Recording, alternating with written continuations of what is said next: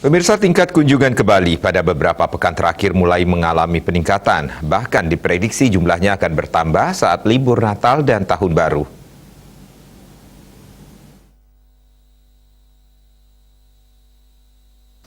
Menteri Pariwisata dan Ekonomi Kreatif Sandiaga Uno dikutip dari kantor berita Antara mengatakan, data yang diterimanya terdapat 30.000 wisatawan domestik Wisdom tiba di Bali per hari.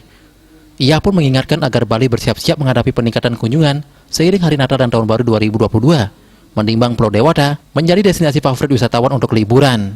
Lebih lanjut dikatakan pihaknya terus berkoordinasi dengan Gubernur Bali Owen Koster dan para bupati, wali kota di Bali untuk melakukan upaya terbaik menyiapkan sejumlah langkah antisipasi penyebaran COVID-19. Otoritas Bandara Ngurah Rai di Bali sudah diminta untuk meningkatkan pengawasan, termasuk juga di Pelabuhan Gilimanuk dan Pelabuhan Padang Bae. Selain itu, penggunaan aplikasi Peduli Lindungi dan fasilitas kesehatan lainnya disebut mutlak digunakan selama berlibur. Pada kesempatan tersebut, Menparekraf juga menyampaikan bahwa pada Sabtu, 18 Desember 2021, tercatat 14.000 PEX yang datang ke Bali. Hal ini dinilai terjadi karena proses vaksinasi, penerapan protokol kesehatan, dan situasi COVID-19 yang terkendali sehingga memicu kebangkitan kembali ekonomi. Terpisah Stakeholder Relation Manager Angkasa Pura I Bandara Internasional Igusti Ngurah Rai Bali, Taufan Yudhistira mengatakan, pihaknya di lingkungan bandara telah menyiapkan tim yang selalu bergerak untuk mengingatkan penumpang terkait prokes. Untuk libur Natal dan Tahun Baru, terkait volume penumpang pada saat itu, pihaknya memprediksi akan ada peningkatan sekitar 5-10%.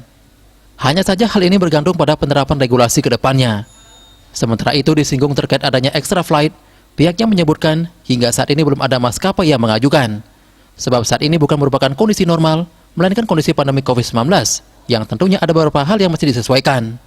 Hingga saat ini belum ada maskapai internasional yang mengajukan slot penerbangan. Yudi Karnedi, Bali Pos, melaporkan.